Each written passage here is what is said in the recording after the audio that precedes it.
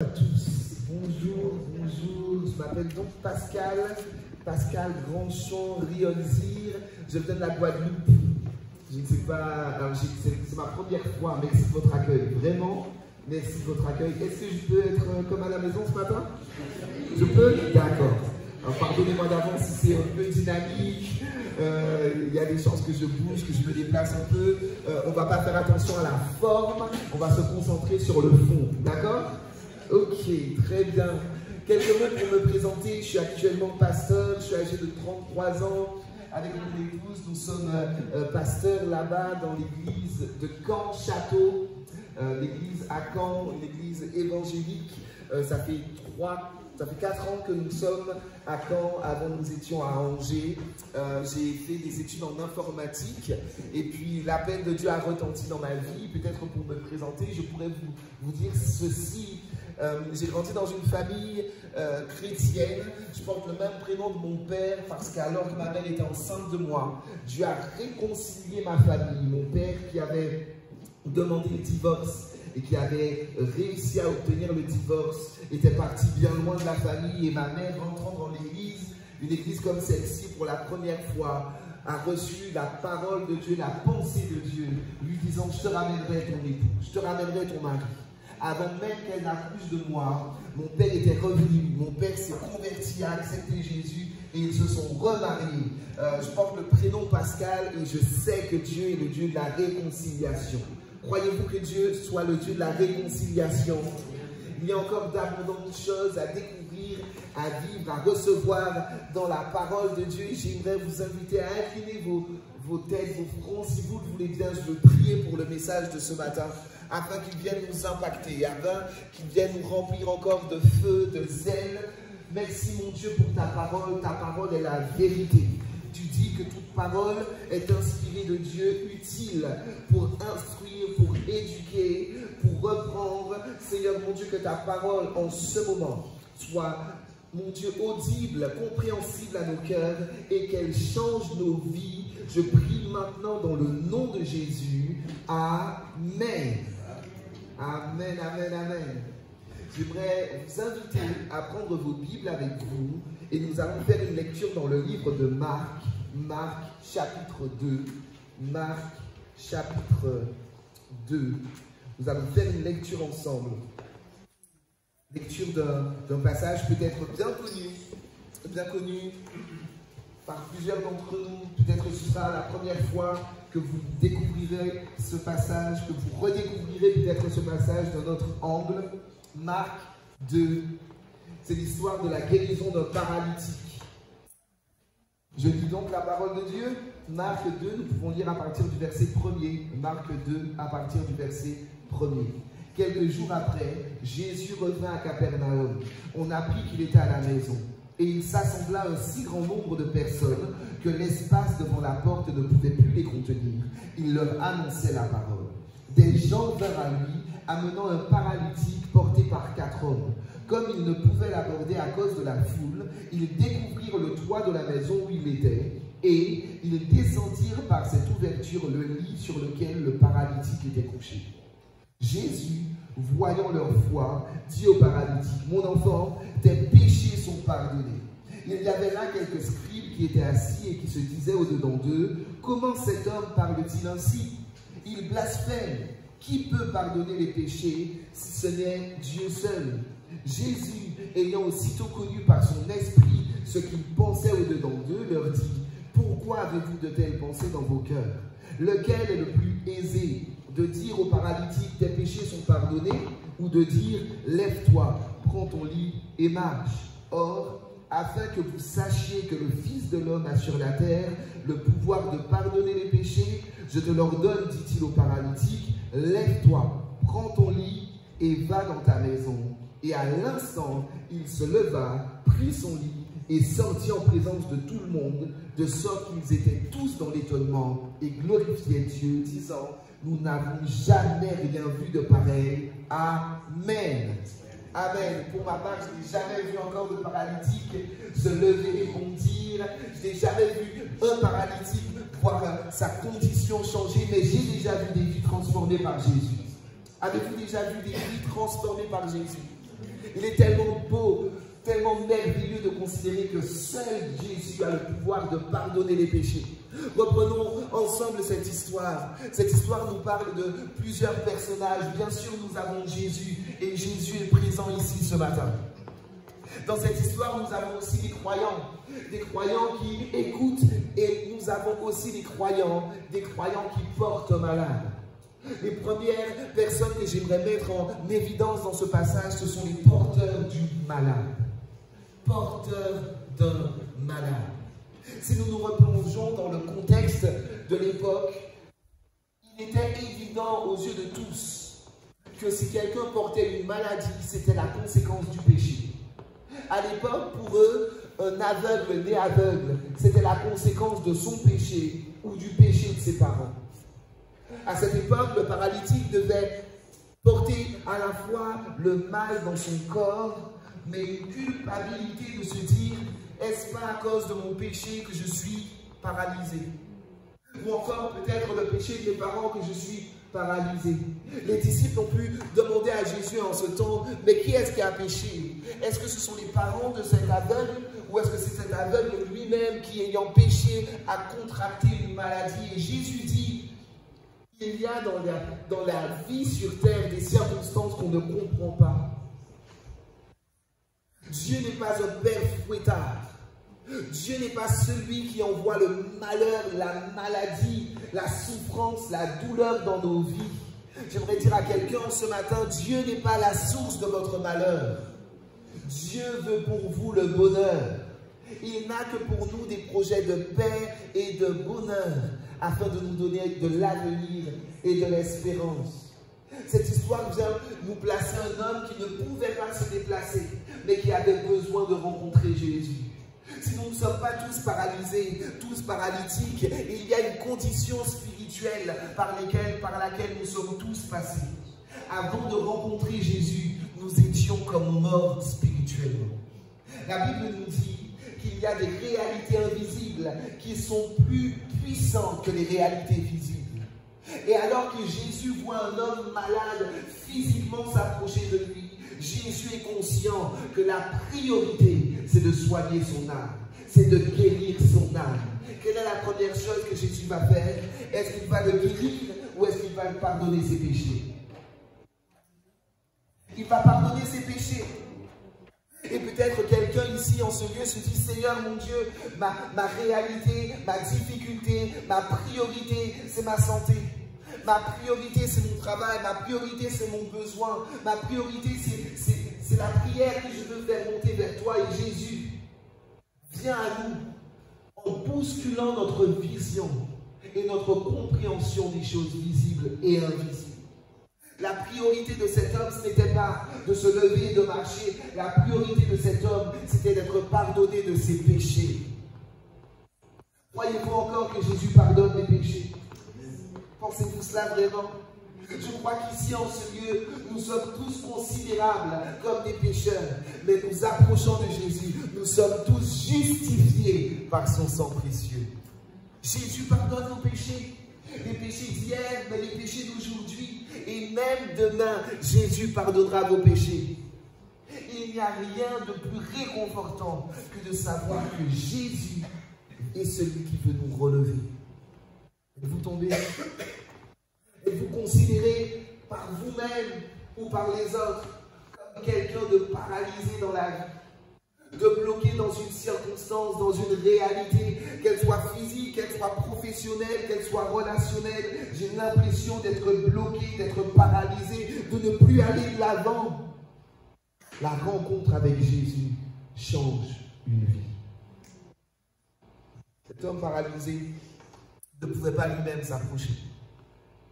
Et comprenez, la rencontre se passe dans une maison d'un particulier. On ne dit même pas à qui appartient la maison. Mais cette rencontre se passe à la maison et pas dans le temple. Parce que le paralytique ne pouvait pas entrer dans le temple. Est-ce que vous êtes là avec moi? Il était impossible pour quelqu'un de malade, impossible pour quelqu'un de considéré pécheur, de rentrer dans le temple à cette époque. Et pour nous, ça vient nous apporter la grâce, la merveilleuse bonté de Dieu qu'il ouvre encore les portes du temple à tous ceux qui en ont besoin.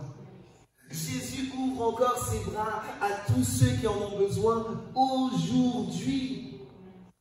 Il y a des rencontres que nous pouvons faire dans le temple. Il y a des rencontres que nous pouvons faire dans nos maisons. Et peut-être quelqu'un est ici et se dit, c'est beau quand je viens à l'église, c'est beau quand je vois mes frères, quand je vois mes sœurs, quand je partage, quand j'entends la parole de Dieu. Mais quand je rentre chez moi, la réalité est complètement différente. Quand je viens à l'église, je vis la paix. Mais quand je rentre chez moi, ce sont les angoisses. Quand je viens dans la présence de Dieu, j'ai la joie. Mais tout le reste de la semaine, c'est la tristesse qui vient s'emparer de ma vie. Alors j'aimerais vous dire que le Jésus qu'on rencontre dans l'église, c'est le même Jésus qu'on rencontre dans sa maison. C'est le même Jésus, capable de toucher dans le temple, mais aussi capable de changer nos circonstances dans nos maisons et dans nos foyers. Le texte se conclut en disant ceci: lève-toi maintenant et va dans ta maison. J'aime l'église. Si vous êtes d'accord, vous pouvez dire amen. Vous aimez l'église? J'aime l'église. Parce que l'église est l'endroit où on vient entendre la mission. L'église, c'est le lieu d'où on part pour accomplir la mission. C'est le lieu où on vient entendre la mission de Dieu, pour entendre les merveilles de Dieu. Mais c'est le lieu aussi où on part pour accomplir la mission. Et comprenez, dans cette histoire, nous sommes tous représentés. Nous devons tous être représentés, soit par le paralytique qui a besoin de Jésus, soit par les porteurs de malades qui sauront amener quelqu'un qui n'en a même pas conscience au pardon de ses péchés. Cet homme était présent. Il ne pouvait pas lui-même venir à Jésus, alors il a pu compter sur un homme, il a pu compter sur 4 hommes. Comprenez ici qu'il y a eu besoin de disponibilité. Chrétiens, sommes-nous encore disponibles?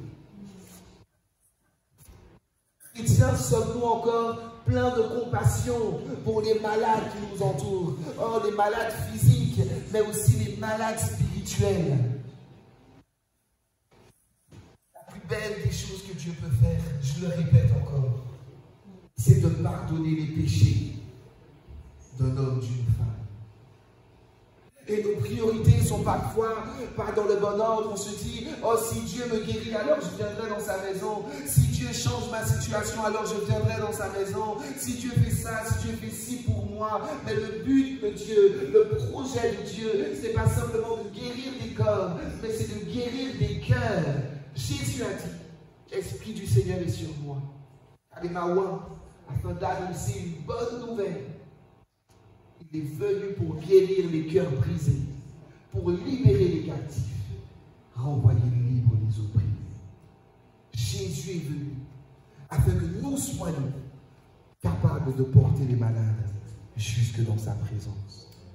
Mon frère, ma soeur, il y a sûrement un paralytique, sûrement un paralysé, spirituel, émotionnel, peut-être même physique. Il y a sûrement quelqu'un qui a besoin de toi pour rencontrer Jésus. Amen quand même. Chrétiens, sommes-nous encore disponibles? Sommes-nous encore pleins de compassion? J'imagine ces hommes, et parfois on lit la Bible sans se projeter. Imaginez ces hommes, la Bible nous dit que le temple était plein, que la maison était remplie. Il était impossible pour eux de passer par la porte. Et ils ne se sont pas arrêtés à cet obstacle.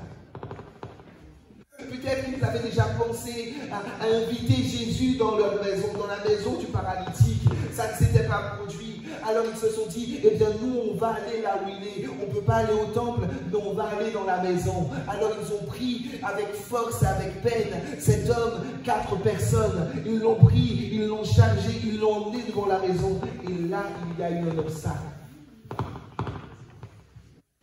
Pensez-vous que la volonté de Dieu, c'est de remplir l'église de la maison bleue? C'est ça?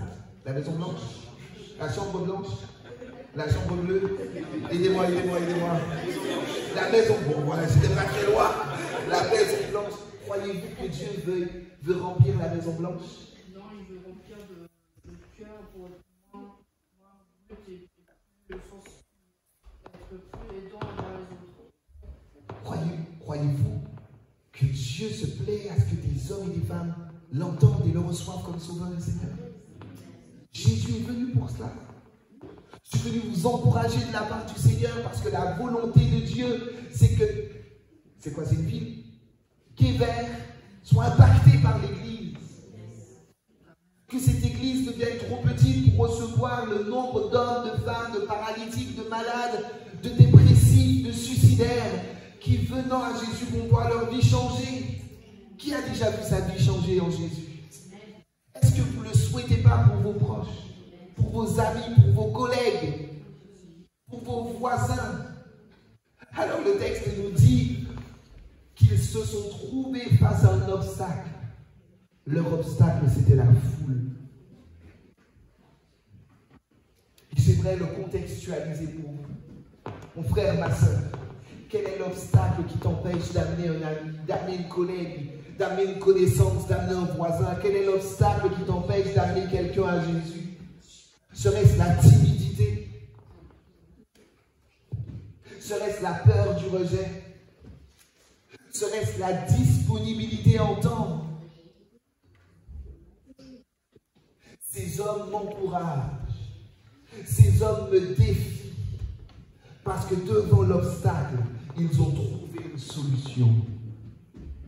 Et comprenez bien l'ordre de ce texte. Il y a tellement de miracles dans lesquels c'est Jésus qui s'est avancé pour toucher la vie d'un homme. Il passait par là, Jésus a vu Bartimée, il l'a touché. Il passait par là, Jésus a vu l'aveugle, il l'a guéri. Il passait par là, Jésus a vu le boiteux de la piscine de Bethesda. Jésus passait par là. Mais dans cette histoire, les hommes ont emmené quelqu'un dans la présence de Jésus. Et ce texte vient nous parler à nous, nous disant, es-tu encore capable de dire à quelqu'un que Jésus l'aime? Es-tu encore capable de dire à quelqu'un, viens vers Jésus, car lui seul peut guérir ton cœur? Es-tu encore capable de dire à quelqu'un, viens avec moi, je t'amène dans le temple, je t'amène là où Jésus parle, là où Jésus aime, là où Jésus guérit, là où Jésus sauve. Ce lieu, c'est aussi la Maison Blanche. Amen. Porteurs de malades. Nous sommes tous appelés à être des porteurs de malades. J'aimerais même dire, nous sommes tous appelés à être des solutions face aux problèmes. Ces hommes, bien plus qu'être de bons amis, sont devenus une solution pour ce paralytique. On pourrait se dire, mais Jésus, t'as qu'à les sauver. La volonté de Jésus, c'est de nous amener ensemble dans le salut des hommes. J'ai une question pour vous, les amis. La Bible nous dit qu'il y a un intermédiaire entre Dieu et l'homme. Vous savez c'est qui? Vous savez c'est qui? Il y a un intermédiaire entre Dieu et l'homme, c'est Jésus. Qui est l'intermédiaire entre l'homme et Jésus? Le Saint-Esprit. Et il est où le Saint-Esprit? Il est en nous. Dieu n'a pas choisi les anges pour annoncer l'évangile. Dieu n'a pas choisi le Saint-Esprit pour annoncer l'évangile. Dieu a choisi des hommes et des femmes convaincus, sauvés, pour sauver eux-mêmes. Matthieu 28 nous dit, allez, faites de toutes les nations des disciples. Et Jésus nous dit à nous encore, s'il y a un intermédiaire entre Dieu et l'homme, il y a un intermédiaire entre l'homme et Jésus. Et cet intermédiaire, c'est toi. Cet intermédiaire, c'est moi. Jésus veut passer par moi pour apporter le salut auprès de personnes qui nous sont chères. Le texte continue. Et cette solution est merveilleuse. Il y a une image tellement puissante dans cette solution.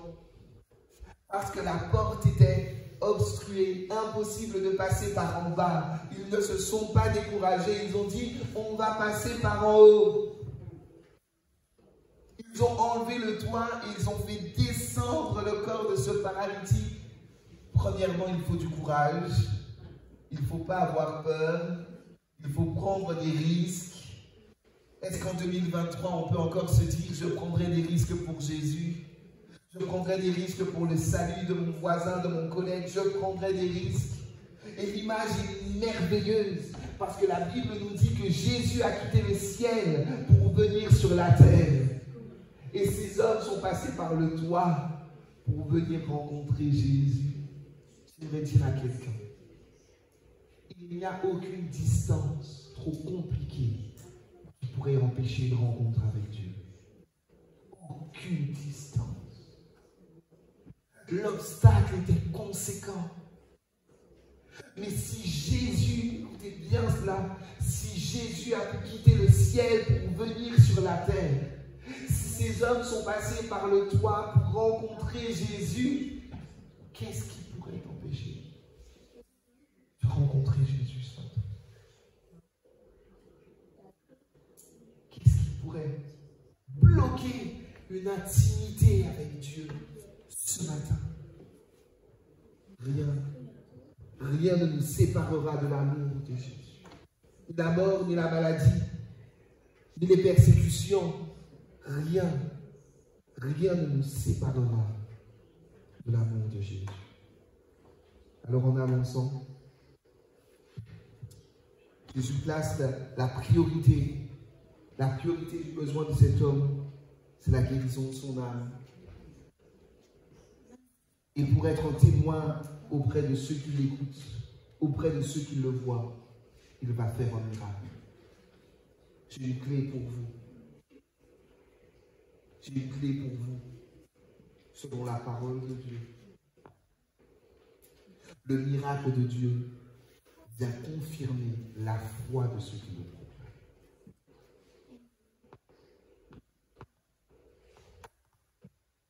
Est-ce que je peux le redire? Le miracle de Dieu vient confirmer la foi de ceux qui le proclament. Thomas, en son temps, a pu dire, si je ne vois pas les trous de ses mains, et si je ne plonge pas la main dans son côté percé, je ne croirai pas. Et Thomas, en cela, représente toute l'humanité qui aimerait avoir des signes avant de croire. Écoutez-moi, quand cet homme a entendu de Jésus, tes péchés sont pardonnés, il n'avait aucune preuve. Il n'avait aucun signe visible pour recevoir cette parole-là. Mais Dieu confirme sa parole par des signes, des miracles, des prodiges pour ceux qui proclament et qui agissent par la foi. Il y a un vrai paradoxe. Nous nous disons bien souvent, Seigneur mon Dieu, montre-moi pour que je croie. Mais Dieu dit dans sa parole, crois et tu verras. Le monde nous dit, regarde, considère, mais c'est impossible pour toi. Mais il n'y a aucun moyen, aucune sortie de secours. Selon la vue, c'est impossible. Mais c'est par la foi que nous recevons les miracles de Dieu. Le juste vivra par sa foi. Cet homme a reçu quelque chose d'impossible. Quoi, Jésus, tu me dis que mes péchés sont pardonnés? Je veux bien le croire, c'est invisible à mes yeux. Mais Dieu est assez bon pour rendre la foi visible. Mais il le fait pour ceux qui proclament la foi. J'ai hâte de voir des paralytiques sauter. J'ai hâte de voir des aveugles guéris. J'ai hâte de voir des malades complètement restaurés. Mais comment vivre ça? En proclamant la foi. C'est le seul moyen. Jésus lui-même l'a fait. Tes péchés sont pardonnés.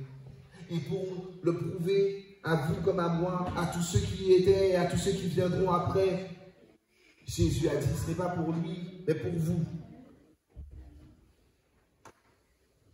C'est pour vous que je ferai ce miracle.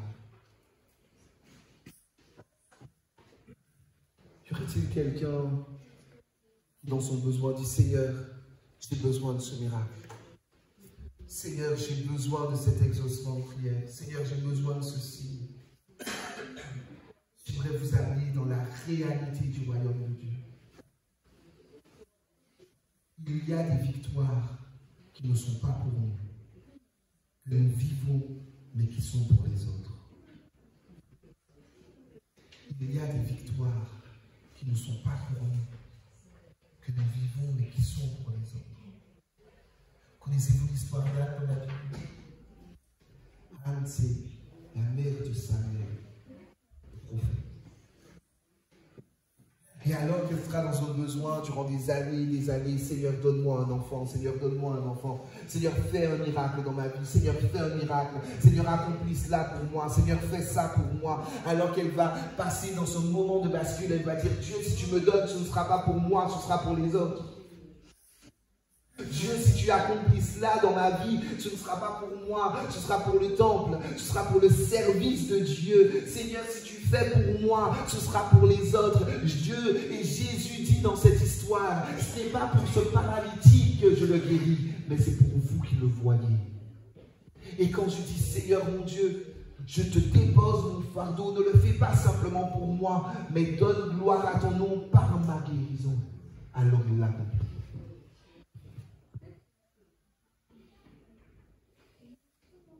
Je dis, Seigneur, viens relever ce combat, non pas pour que je m'enorgueillisse, pour que je sois personnellement encouragé.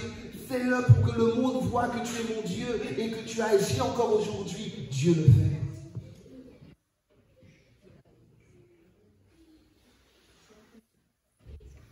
Alors, je suis désolé. Moi, je suis un peu enflammé quand je prêche. Je prêche la foi. Je prêche un Jésus qui fait des miracles. Et j'en vois toutes les semaines. Et je viens parler le langage de la foi pour un homme et une femme qui a soif de vivre plus, qui a besoin de vivre plus, qui prie pour vivre plus. Je viens parler à une foi pas théorique, mais pratique. Un cœur qui pourra dire, Seigneur, je reçois ta parole, mais je te donne mes mains pour l'accomplir. Seigneur, j'entends ta parole, mais je te donne ma bouche pour la proclamer. Je viens parler à des hommes qui seront peut-être des paralytiques, mais qui seront guéris, peut-être des porteurs de malades, mais qui seront capables maintenant d'aller et de proclamer la bonne nouvelle de l'Évangile. Je termine maintenant. Le verset 12 nous dit, à l'instant, il se leva, prit son lit et sortit en présence de tout le monde, de sorte qu'ils étaient tous dans l'étonnement et glorifiaient Dieu, disant, nous n'avons jamais rien vu de pareil.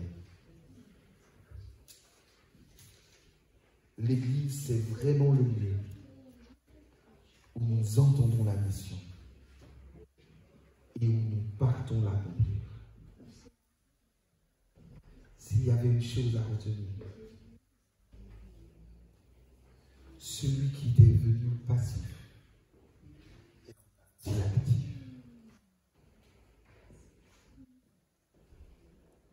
Celui qui est arrivé paralysé, celui que l'on portait à la fin de cette histoire, porte son lit lui-même. Et aucun d'entre nous n'est appelé à venir dans la présence de Dieu, à recevoir la grâce de Dieu et à partir passif. Dieu veut que nous portions maintenant notre lit. Dieu veut que nous portions maintenant ce qui était source de peine et de tristesse.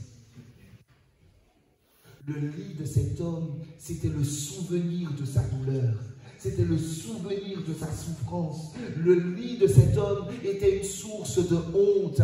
Mais maintenant, Jésus l'envoie et lui dit surtout, n'oublie pas ton lit. Jésus nous dit en ce matin, surtout n'oublie pas ton témoignage.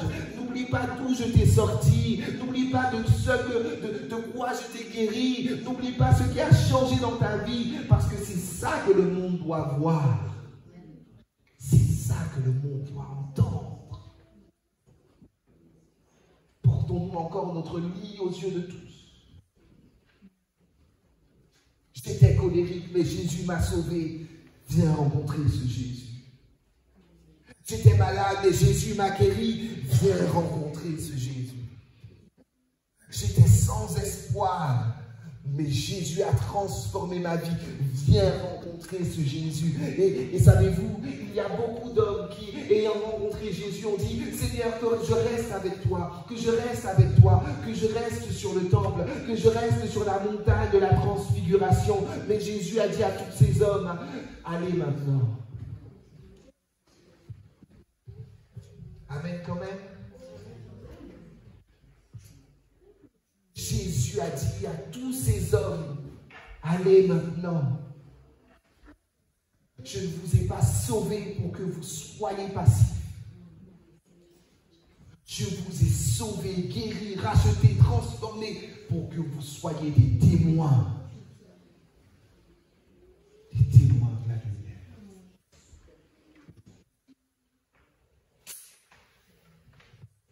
Alors j'aimerais,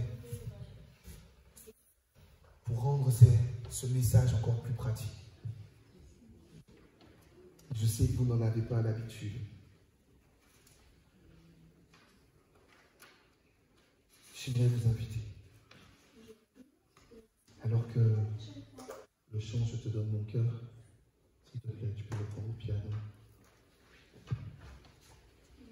Si vous connaissez ce chant, il dit « Je te donne mon cœur, il ne m'appartient plus ».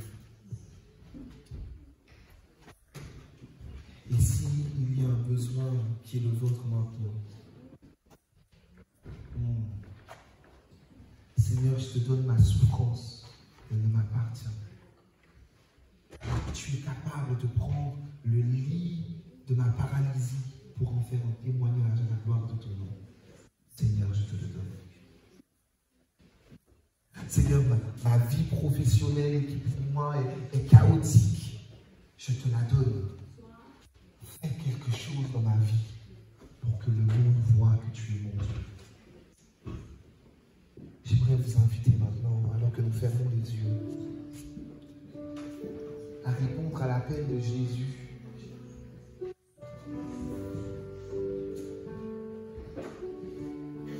Est-ce que quelqu'un voudrait répondre à l'appel de Jésus en disant, Seigneur, moi, je deviens un porteur de malade. Je deviens un témoin de ta grâce. Je te donne maintenant le lit de ma paralysie, le lit de ma misère, le lit de mon défi, pour que tu glorifies ton nom auprès de ceux qui me voient vivre.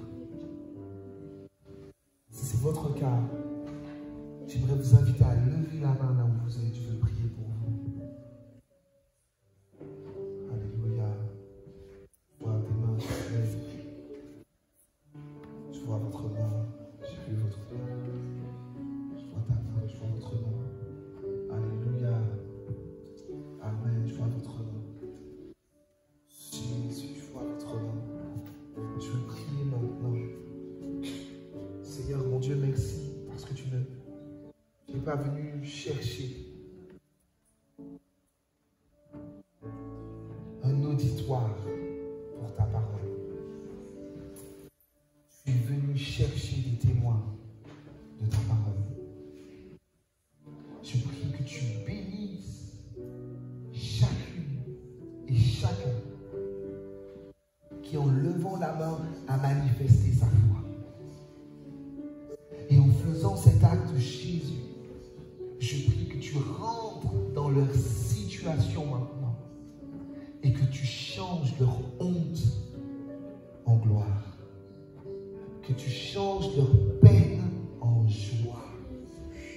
Que tu changes leurs blessures en témoignage à la louange et à la gloire de ton nom.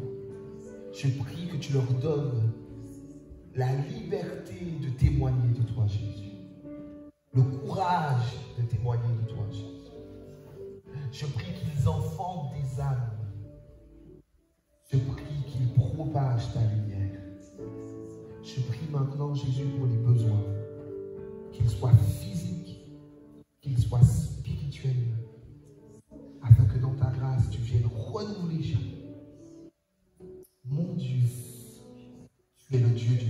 encore aujourd'hui. Glorifie ton nom maintenant, Seigneur. Glorifie ton nom maintenant, Jésus.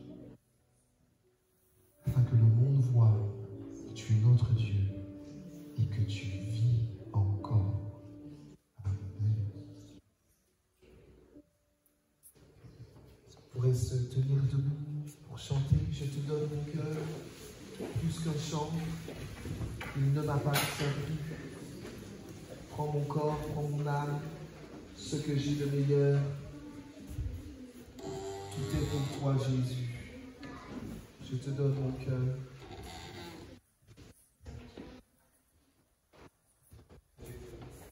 Sergueï, tu as le numéro du chant 864.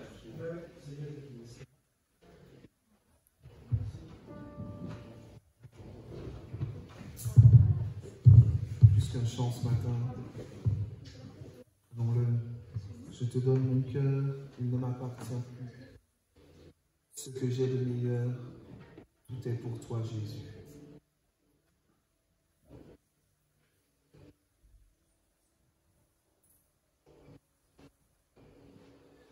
Je te donne mon cœur, il ne m'appartient plus. Ce que j'ai de meilleur, tout est pour toi, Jésus. Un parfum de valeur, sur toi est répandu. C'est l'enfant de mon cœur. Je suis à toi, Jésus. Prends mon âme, prends mon cœur, je te donne tout. Prends ma vie, me voici, je te donne tout. Mon cœur est à toi, tout à toi. Je te donne mon cœur à nouveau. Je te donne mon cœur, il ne m'appartient plus. Ce que j'ai de meilleur, tout est pour toi, Jésus. Un parfum de valeur, un parfum de valeur, sur toi est répandu. C'est l'offrande de mon cœur, c'est l'offrande de mon cœur. Je suis à toi, prends mon âme, prends mon âme, prends mon cœur, je te donne tout. Prends ma vie, me voici, je te donne tout. Mon cœur est à toi, tout à toi. Mon cœur est à toi, tout à toi.